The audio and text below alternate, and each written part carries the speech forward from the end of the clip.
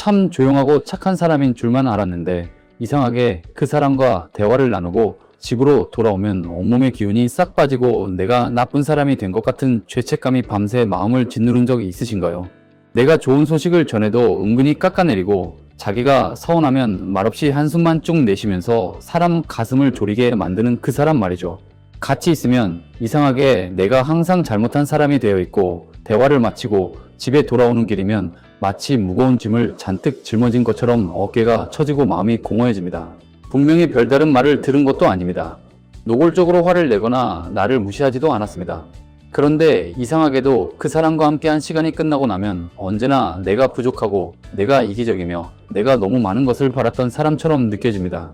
아무 말도 하지 않은 그 한숨 한 번, 살짝 어두워진 표정 하나가 어떻게 그렇게 오래 그렇게 깊이 사람의 마음을 파고들 수 있는 건지 당최 이해가 되지 않던 그 막막함이 있으셨을 겁니다. 당신이 그토록 고통스러웠던 건 당신이 예민하거나 감정 조절을 못해서가 아니었습니다. 피해자의 얼굴로 교묘하게 사람을 조종하는 가장 알아채기 어려운 인간형인 내연적 나르시시스트에게 오랜 시간 영혼을 갉아먹혀왔기 때문이었습니다. 이들은 큰 소리로 화를 내거나 노골적으로 나를 무시하지 않습니다. 조용한 한숨 한 번, 서글픈 눈빛 한 번으로 나를 죄인으로 만들어버리는 그 조용하고 은밀한 폭력이야말로 가장 오래, 가장 깊이 사람을 망가뜨립니다. 오늘은 다정함의 탈을 쓰고 내 삶을 천천히 시들게 만드는 은밀한 조종자들을 구별하는 법, 그리고 내 마음을 단단하게 지켜내는 뇌과학의 근거를 함께 살펴봅니다. 미국 하버드 대학교 연구팀은 겉으로는 조용하고 겸손해 보이지만 내면에 거대한 독을 품고 사는 이른바 내연적 나르시시스트들의 뇌가 어떻게 작동하는지 직접 확인하기 위해 정밀한 뇌 촬영 실험을 진행했습니다. 가장 가까운 친구나 연인의 기쁜 소식을 들었을 때 뇌, 신경망이 어떻게 반응하는지를 fMRI로 분석한 것입니다. 일반적인 사람들은 사랑하는 이에게 좋은 일이 생기면 뇌의 공감 회로가 활성화되며 함께 기뻐합니다. 그런데 내연적 나르시시스트들의 경우 가까운 사람의 행복한 소식을 접하는 바로 그 순간 뇌의 배측 전대상피질이 강하게 반응했습니다. 이 부위는 망치로 손가락을 얻어맞거나 뜨거운 물에 손을 댔을 때처럼 신체적 통증이 발생할 때 가장 강하게 활성화되는 영역입니다. 육체적으로 다쳤을 때 비명을 지르게 만드는 그 통증의 회로가 타인의 행복 앞에서 활활 타오르고 있었던 것입니다. 이들의 뇌는 타인의 기쁨과 성공을 자기 몸이 물리적으로 손상되는 위협으로 오해하고 있었습니다. 그거 별거 아니야. 운이 좋았네라며 상대의 성취를 슬쩍 깎아내리거나 갑자기 표정이 어두워지면서 나는 요즘 너무 힘든데 넌 속 편해서 좋겠다라는 식의 죄책감을 심어 넣는 것이죠. 상대방의 기쁨을 지워버려야만 비로소 자기 뇌의 통증이 가라앉는 구조입니다. 당신의 행복이 그 사람의 뇌를 강하게 자극하고 있었기 때문에 그들은 본능적으로 그 기쁨을 흐려놓으려 했던 것입니다. 내가 조심해서가 아니라 내 행복 자체가 문제였다는 듯 느끼게 만든 그 감각, 그것은 당신의 잘못이 아니었습니다. 처음부터 단 한 번도 당신의 잘못이 아니었습니다. 참 답답하고 가슴이 무너지는 시간을 홀로 버텨오셨습니다. 분명히 상처받은 건 나인데 상대방이 서글픈 눈물을 글썽이며 어떻게 나한테 이럴 수 있어라고 원망을 쏟아내니 감히 서운하다는 말 한마디 꺼내지 못한 채 도리어 미안하다고 사과하며 밤새 자책하셨을 겁니다.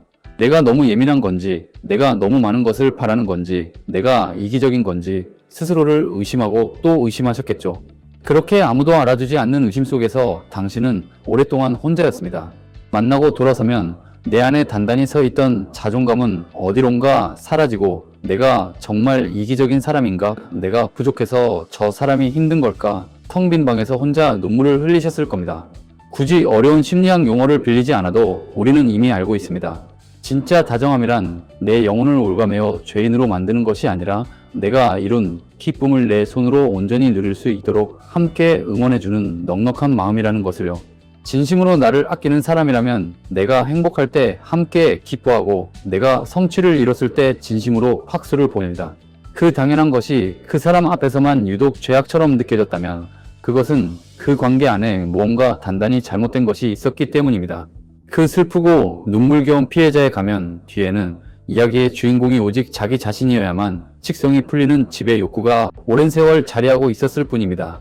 사랑이라는 이름 아래 혹은 우정이라는 울타리 안에서 내 소중한 삶을 더 이상 죄인처럼 시들게 내버려 두지 마세요.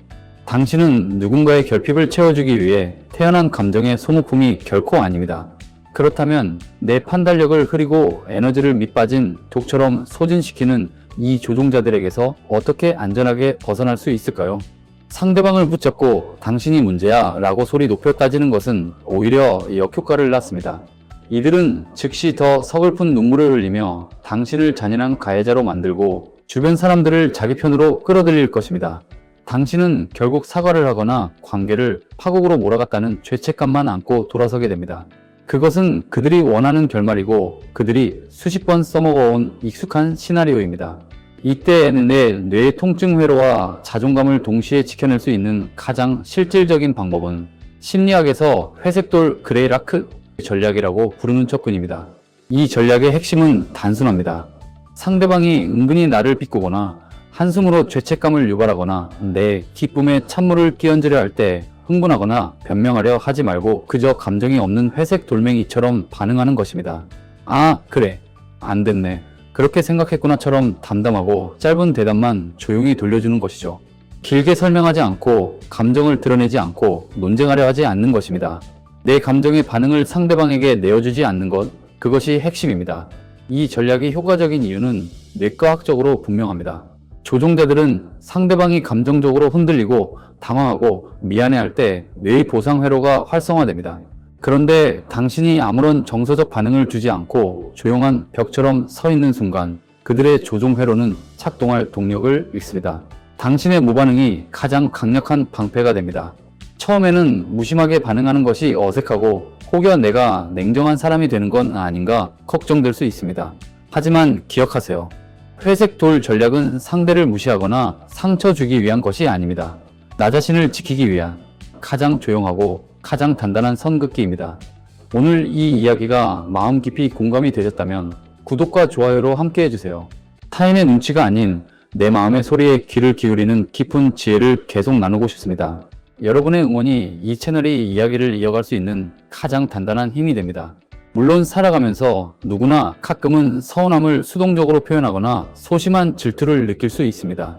그러나 전문가들은 이 점을 분명히 구분합니다.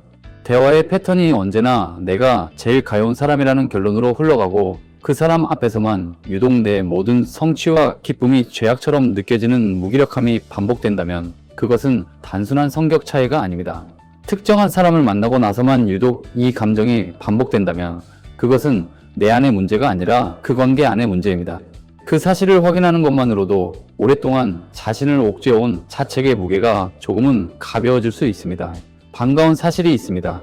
나를 조종하는 사람의 시선에서 한 발짝 벗어나 내 기쁜 소식을 조건 없이 함께 축하해주는 안전한 사람들과 단 일주일만 시간을 함께 보내도 만성 스트레스로 눌려있던 뇌의 보상 회로와 면역 기능은 40% 이상 회복된다는 연구 결과가 있습니다. 관계는 내 에너지를 채워주는 것이어야 합니다. 만나고 나서 매번 기운이 빠지고 매번 자책하게 만드는 관계라면 그것이 아무리 오래된 관계라 해도 내 삶에서 차지하는 자리를 조금씩 다시 정해야 할 시간일지도 모릅니다. 상대방의 가짜 눈물과 기울어진 잣대에 당신의 눈부신 가치를 지워버리지 마세요. 그 사람이 아무리 당신을 흔들고 죄인으로 몰아세운다 해도 당신은 어제도 오늘도 여전히 자기 삶을 자기 뜻대로 아름답게 이끌어갈 수 있는 온전한 주권자입니다. 그 누구의 눈물도 그 누구의 한숨도 당신이 기쁠 권리를 빼앗아 갈 수 없습니다. 당신이 성취한 것은 진짜이고 당신이 느끼는 기쁨은 정당하며 그것을 마음껏 누릴 자격이 당신에게는 처음부터 있었습니다. 오늘 밤에는 타인이 던지고 간 가짜 죄책감과 자책의 무게를 마음 밖으로 조용히 쓸어내 보세요. 당신의 상처 없는 평온하고 우아한 오늘을 진심으로 응원합니다. 시청해 주셔서 감사합니다.